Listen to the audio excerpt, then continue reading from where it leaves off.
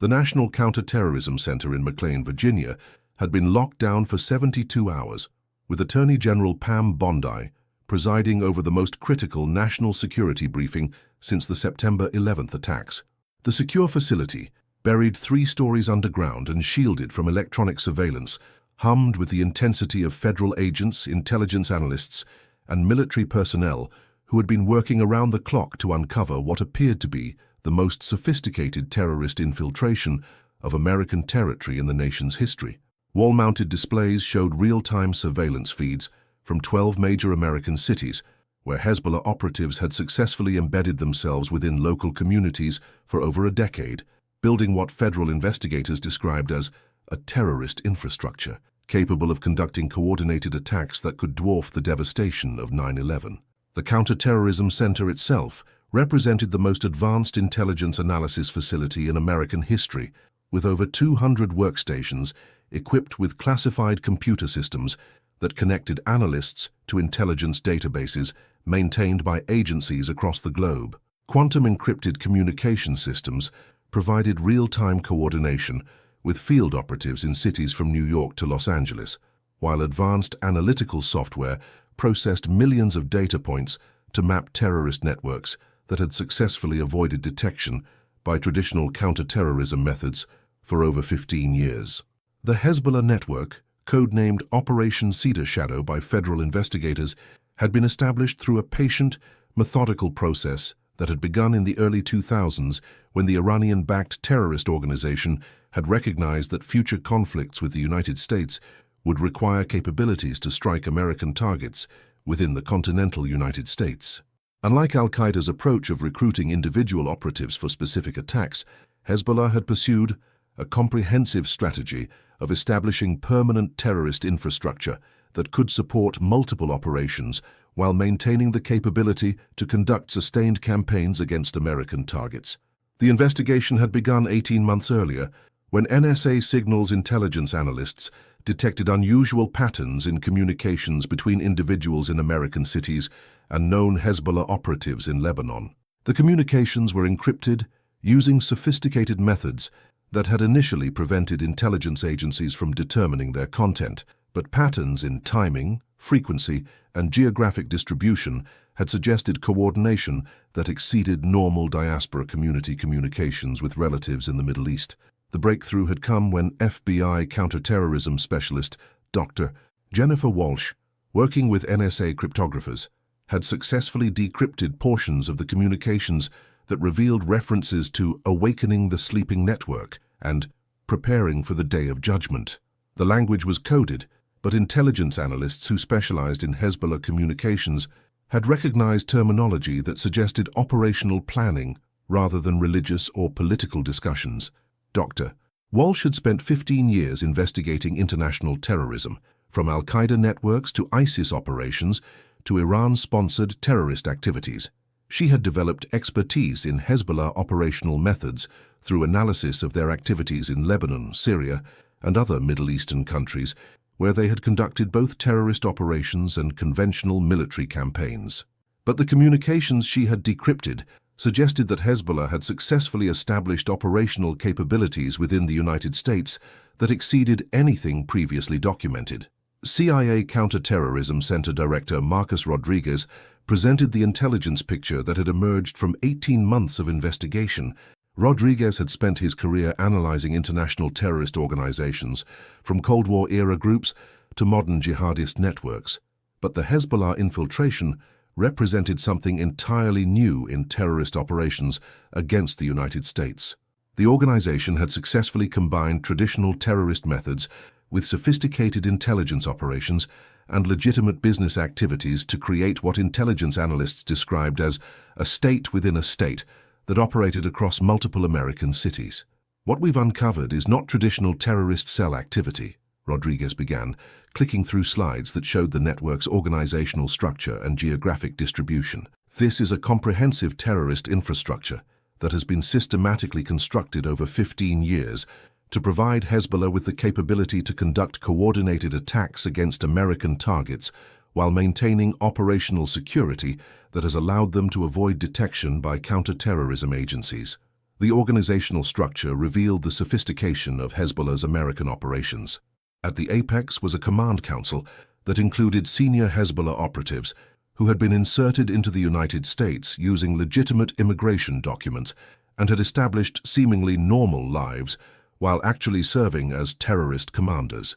The council operated through compartmentalized communication systems that prevented any single member from knowing the complete scope of the network while maintaining coordination between regional operations.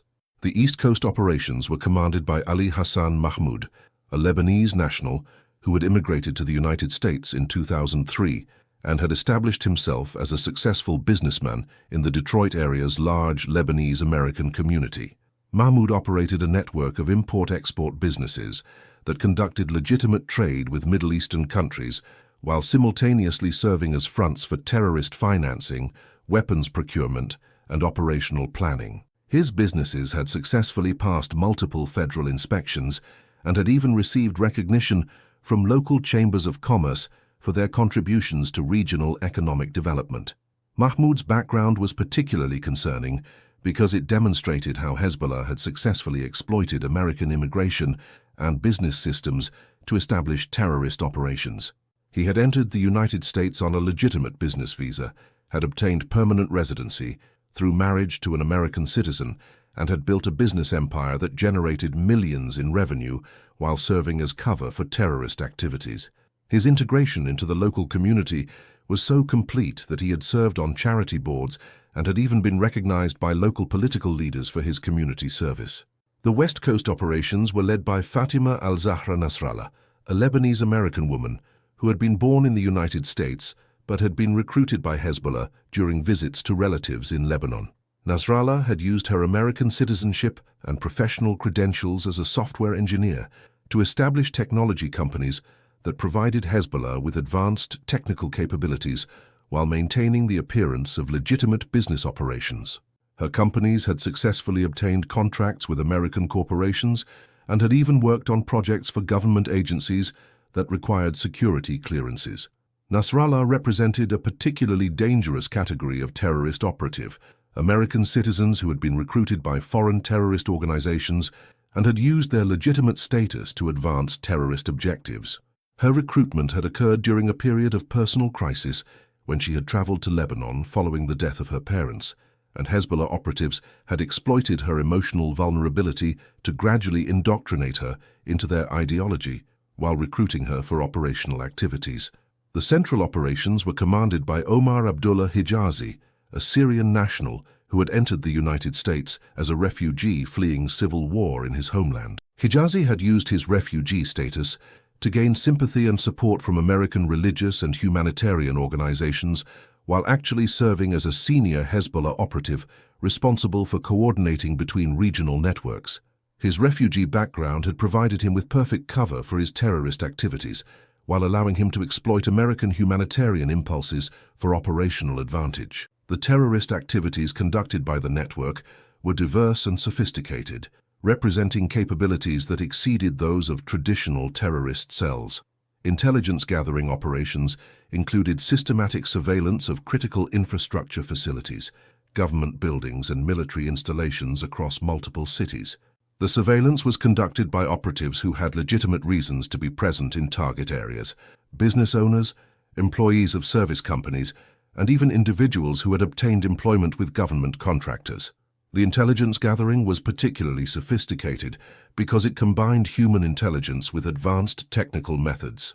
Hezbollah operatives had successfully placed individuals in positions that provided access to sensitive information about American security procedures, emergency response capabilities, and critical infrastructure vulnerabilities. Some operatives had obtained employment with companies that provided security services to government facilities, while others had established businesses that allowed them to conduct surveillance under the cover of legitimate commercial activities.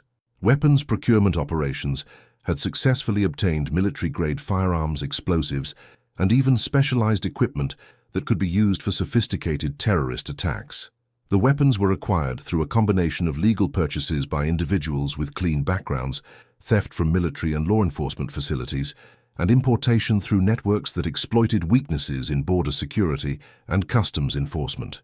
The weapons were stored in facilities that were disguised as legitimate businesses and were distributed through networks that compartmentalized information to prevent law enforcement mapping of the weapons trafficking operation.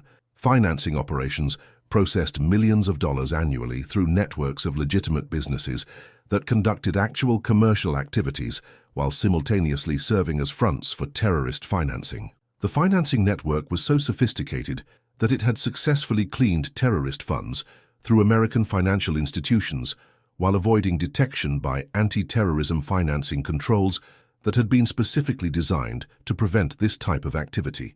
The financing operations included sophisticated money laundering systems that processed funds from multiple sources, including direct support from Hezbollah's international network, proceeds from criminal activities conducted by American operatives, and even contributions from sympathizers within American Lebanese and Palestinian communities who may not have fully understood the ultimate destination of their donations.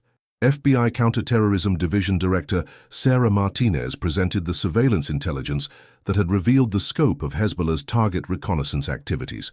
Martinez had spent her career investigating international terrorism, but the Hezbollah surveillance operations represented a level of sophistication and systematic planning that challenged every assumption about terrorist capabilities within the United States.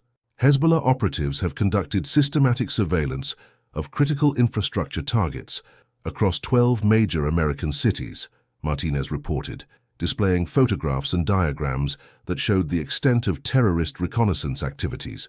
They've identified vulnerabilities in electrical power systems, transportation networks, telecommunications infrastructure, and government facilities that could be exploited for coordinated attacks designed to cause maximum disruption and casualties. The surveillance operations were particularly troubling because they demonstrated that Hezbollah had been planning for large-scale attacks that would target the foundation systems that kept American cities functioning. Electrical power facilities had been mapped in detail, with operatives identifying single points of failure that could be attacked to cause cascading blackouts affecting millions of Americans. The surveillance included not just the physical facilities themselves, but the human networks that operated them, including shift schedules, security procedures, and emergency response protocols. Transportation infrastructure surveillance had focused on identifying vulnerabilities in systems that moved millions of Americans daily, including subway systems, major highways, bridges, and airports. Hezbollah operatives had conducted detailed reconnaissance of these facilities, identifying optimal locations for attacks that would cause maximum casualties while disrupting transportation networks that were essential to emergency response capabilities. Telecommunications infrastructure surveillance had revealed Hezbollah's understanding that modern terrorist attacks required the ability to disrupt communication systems that coordinated government and emergency response. Operatives had identified critical telecommunications facilities and had developed plans for attacks that would prevent effective coordination between law enforcement agencies while amplifying the psychological impact of terrorist attacks through communications disruption. Government facility surveillance had included detailed reconnaissance of federal buildings, military installations, and law enforcement facilities that could be targeted for attacks designed to demonstrate Hezbollah's capability to strike at the heart of American government operations. The surveillance had been conducted with such sophistication that operatives had successfully identified security vulnerabilities that had not been recognized by the agencies responsible for protecting these facilities. DEA International Operations Director Michael Torres presented the drug trafficking connections that linked Hezbollah's American network to international narcotics operations that generated funding for terrorist activities. Torres had spent his career investigating the intersection between terrorism and drug trafficking, but Hezbollah's narcotics operations represented a new model that combined terrorist financing with sophisticated criminal enterprises that had successfully penetrated American drug markets. Hezbollah has established one of the most sophisticated drug trafficking networks operating in the United States, Torres reported, displaying maps that showed distribution networks covering the entire country. They've developed direct relationships with South American cartels that allow them to import cocaine and heroin at wholesale prices while maintaining control over distribution through their embedded networks in American cities. The profits from drug trafficking operations provide Hezbollah with financial independence that allows them to conduct terrorist activities without relying entirely on external funding. The drug trafficking operations were structured to maximize profits while minimizing exposure to law enforcement interdiction. Hezbollah operatives had established relationships with major South American cartels that provided them with direct access to cocaine and heroin at wholesale prices. The drugs were imported through sophisticated networks that exploited legitimate trade relationships between Middle Eastern businesses and South American suppliers. Distribution networks were managed through the same businesses that served as fronts for other terrorist activities, allowing Hezbollah to integrate drug trafficking with their broader operational requirements. The distribution was conducted through networks that included both willing participants who were aware of the terrorist connections and unwitting individuals who believed they were involved in normal criminal activities rather than terrorist financing operations. The financial integration of drug trafficking with terrorist operations was particularly sophisticated, with profits from narcotics sales being processed through the same money laundering systems that handled other terrorist financing. This integration made it extremely difficult for law enforcement agencies to distinguish between traditional drug trafficking and terrorist financing operations, allowing Hezbollah to exploit the focus of American law enforcement on drug interdiction while conducting terrorist activities under the cover of normal criminal investigations. Treasury Department Financial Intelligence Unit Director Jennifer Walsh presented the terrorist financing analysis that revealed how Hezbollah had successfully moved millions of dollars through American financial systems while avoiding detection by anti-terrorism financing controls. Walsh had spent her career investigating terrorist financing networks, but Hezbollah's financial operations represented a level of sophistication that challenged every assumption about terrorist funding methods. Hezbollah has essentially created a parallel financial system that operates within legitimate American financial institutions while remaining invisible to traditional anti-terrorism financing controls, Walsh reported, displaying flowcharts that showed how terrorist funds moved through dozens of banks and financial institutions. They've studied our financial regulations, our compliance procedures, and our enforcement capabilities, then designed systems specifically to exploit weaknesses while avoiding detection by automated monitoring systems. The terrorist financing system operated through multiple phases that progressively cleaned terrorist funds while integrating them with legitimate business revenues. The first phase involved receiving funds from multiple sources, including direct transfers from Hezbollah's international network, proceeds from criminal activities, and contributions from sympathizers within American communities. The funds were received through networks of legitimate businesses that provided cover for financial transactions while serving as collection points for terrorist financing. The second phase involved processing terrorist funds through sophisticated money laundering systems that used legitimate businesses to clean criminal proceeds while avoiding detection by financial monitoring systems. The money laundering was conducted through the same businesses that served other operational requirements, allowing Hezbollah to integrate financing with their broader infrastructure while maintaining operational security. The third phase involved investing cleaned funds in legitimate business operations that generated additional revenue while providing cover for continued terrorist activities. The investments were diversified across multiple industries and geographic regions, providing Hezbollah with financial independence while creating multiple revenue streams that supported their operational requirements. The fourth phase involved using legitimate business revenues to fund terrorist activities while maintaining the appearance of normal commercial operations.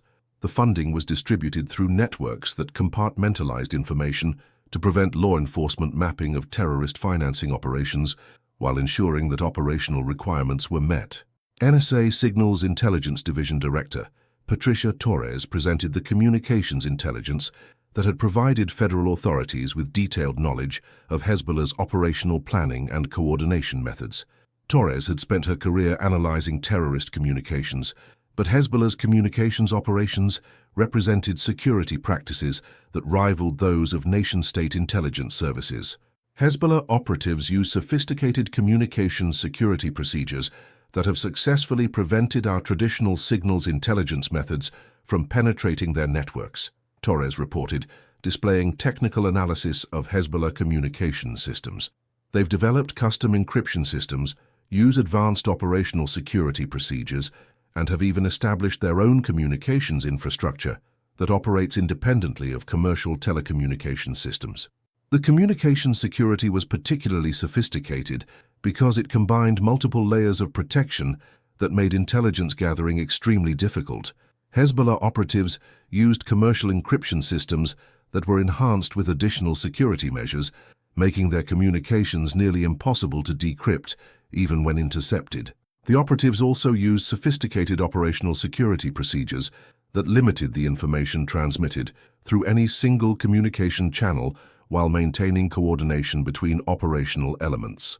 The communications infrastructure included independent systems that could operate even if commercial telecommunications were disrupted, providing Hezbollah with communications capabilities that would allow them to coordinate terrorist attacks even during emergency situations when normal communications systems might be compromised or overloaded. Homeland Security Cybersecurity Division Director Robert Martinez presented the cyber operations intelligence that revealed Hezbollah's sophisticated technological capabilities and their potential for conducting cyber attacks against American critical infrastructure. Martinez had spent his career investigating cyber threats, but Hezbollah's cyber operations represented capabilities that were typically associated with nation-state actors rather than traditional terrorist organizations. Hezbollah has developed cyber warfare capabilities that could be used to attack American critical infrastructure systems in coordination with physical terrorist attacks, Martinez reported, displaying technical analysis of Hezbollah cyber operations. They've successfully penetrated computer networks belonging to American corporations and government agencies, and they've developed capabilities that could potentially be used to cause widespread disruption of essential services. The cyber operations were particularly concerning because they demonstrated that Hezbollah had successfully adapted traditional terrorist methods to exploit vulnerabilities in American technological infrastructure. The cyber capabilities included sophisticated hacking tools that could be used to disrupt electrical power systems, telecommunications networks, and transportation systems that were essential to American urban areas. The cyber operations also included intelligence gathering capabilities that had successfully penetrated computer networks belonging to American corporations and government agencies. The intelligence gathered through cyber operations had provided Hezbollah with detailed information about American security procedures, emergency response capabilities, and critical infrastructure vulnerabilities that could be exploited for terrorist attacks. Bondi studied the intelligence reports that covered the walls of the Counterterrorism Center, each document representing months of investigation by federal agents and intelligence analysts who had worked to uncover one of the most sophisticated terrorist infiltrations in American history. The maps showing Hezbollah operations in red across 12 major American cities revealed how successfully the organization had penetrated American territory while avoiding detection by counterterrorism agencies. What we're confronting is not traditional terrorism, Bondi announced to the assembled national security team. This is a strategic infiltration, a systematic attempt by a foreign terrorist organization to establish permanent operational capabilities within the United States that could be used to conduct coordinated attacks designed to cause mass casualties and widespread disruption. Hezbollah has essentially declared war on American civilians, and we must respond with the full capabilities of American national security agencies. The response strategy, designated Operation Cedar Sweep, would involve the largest counterterrorism operation in American history since 9/11. The operation would require coordination between federal agencies, international partners, and state and local law enforcement to simultaneously target Hezbollah operations across multiple cities while preventing the activation of terrorist attacks that might be triggered by law enforcement activity. Phase 1 would involve coordinated arrests of over 300 Hezbollah operatives across 12 cities, targeting the organization's command structure and key operational personnel. The arrests would be synchronized to prevent the terrorist network from activating contingency plans or conducting retaliatory attacks against American targets. Each arrest team would include federal agents, local law enforcement officers, and military specialists equipped to handle advanced weapons and sophisticated security measures that characterized Hezbollah operations. Phase 2 would involve dismantling the business networks that provided cover for terrorist operations while serving as sources of financing for Hezbollah activities. This would require civil asset forfeiture actions against hundreds of businesses and properties that had been used to support terrorist operations, along with seizure of financial assets that had been accumulated through terrorist financing activities. Phase 3 would involve comprehensive investigation of American citizens and legal residents who had been recruited by Hezbollah to support their operations. This would require careful legal procedures to distinguish between individuals who had been coerced or deceived into providing support and those who had willingly participated in terrorist activities while maintaining their American legal status.